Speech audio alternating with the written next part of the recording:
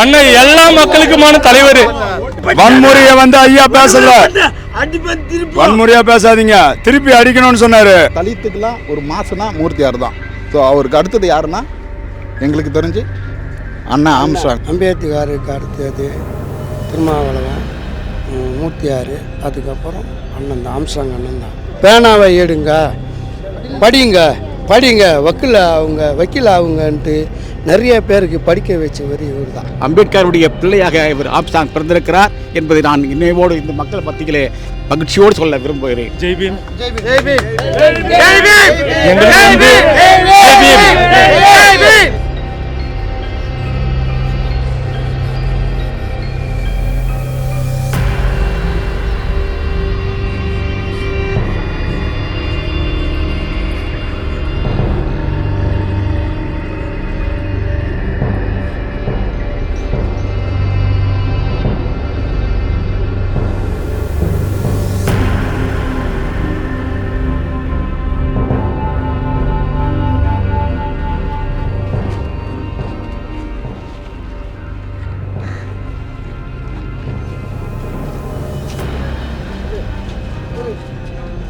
ரொம்ப கஷ்டமாக தான் இருக்குது.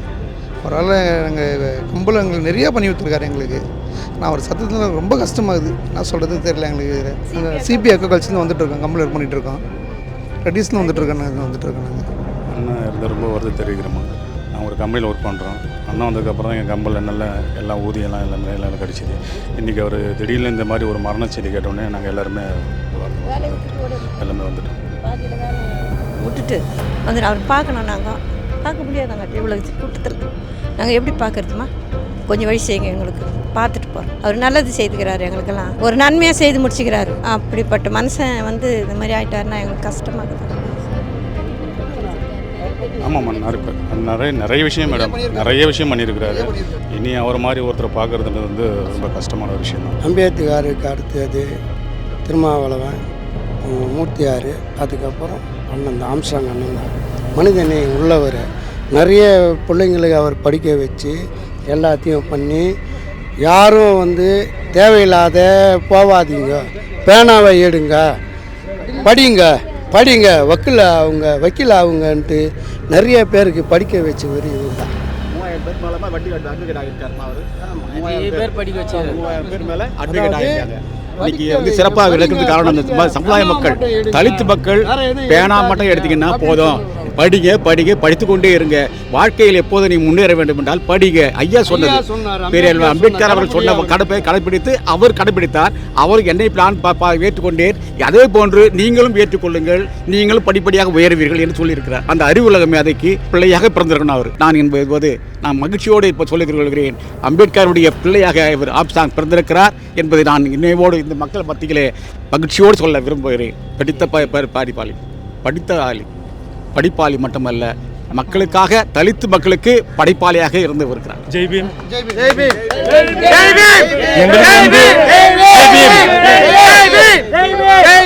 எங்களுக்கு ஒரு சிபி அக்வாகல்ச்சர்னு சொல்லிட்டு செங்குன்றம் பக்கத்தில் இருக்கிற ரெடில்ஸ் பக்கத்தில் இருக்கிற ஒரு தனியார் நிறுவனத்தில் எம்என்சி கம்பெனியில் நாங்களாம் வேலை பார்த்துட்டு இருந்தோம். ஏற்கனவே இந்த யூனியன்னால எங்களுக்கு பாதிப்பு இருக்குதுன்னு சொல்லி அண்ணங்கிட்ட சொல்லும்போது, அண்ணன் எங்களுக்கு ஒரு அரணாக இருந்து எங்களை பாதுகாத்து எங்கள் தொழிலாளி எல்லாரையும் காப்பாற்றிருக்காரு.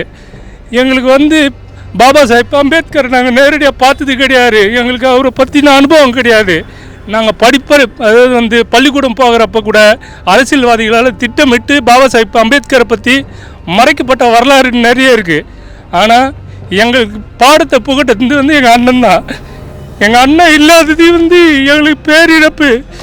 இன்னைக்கு எங்களை ஜெய்பீம்னா என்ன அர்த்தம்னே தெரியாமல் வாழ்ந்துட்டு இருந்தேன். எங்களுக்கு எங்கள் அண்ணன் தான் ஜெய்பீம் சொன்னால் எங்களுக்கு அரசியல் கட்சி தலைவர்கள்லேயே எங்கள் அண்ணனை மட்டும்தான் ஞாபகத்துக்கு வரும், ஆம்ஸ்ட்ராங் அண்ணன் மட்டும்தான் ஞாபகத்துக்கு வரும். பாபா சாஹிப் அம்பேத்கர் தான் சொல்லணும்னு சொல்லியிருக்காரு, தவிர அவரோட பேரை சொல்லக்கூடாதுன்னு சொல்லியிருக்காரு. எங்களுக்கு ஒரு நல்ல வழிகாட்டியா இருந்திருக்காரு. அது மட்டும் இல்லாமல் எல்லாரும் சொல்றாங்க, அதாவது இது அண்ணன் பட்டியலின மக்களுக்காக மட்டும்தான் பாதுகாத்தாருன்னு. அப்படி கிடையாது. அண்ணன் எல்லா மக்களுக்குமான தலைவர். அண்ணன் வந்து ஒட்டுமொத்த மக்களுக்கான தலைவர், வெகுஜன மக்களுக்கான தலைவர், அதுக்காகவே வாழ்ந்த தலைவர். அவர் பின்னாடி எல்லா சமுதாய மக்களும் இருக்காங்க. சமுதாய பாகுபாடின்றி எல்லாரையும் வந்து ஒருங்கிணைச்சு கூட்டிட்டு போயிருக்காரு. இன்னைக்கு வரைக்கும் எங்கள் அண்ணனை நினச்சி தான் வாழ்ந்துட்டு இருந்தோம். இனிமேல் எங்கள் அண்ணனை அவர் பின்பற்றி தான் நாங்கள் இருப்போம். எங்கள் அண்ணன் மாதிரி இனிமேல் ஒருத்தர் வர்றது ரொம்ப கஷ்டம்.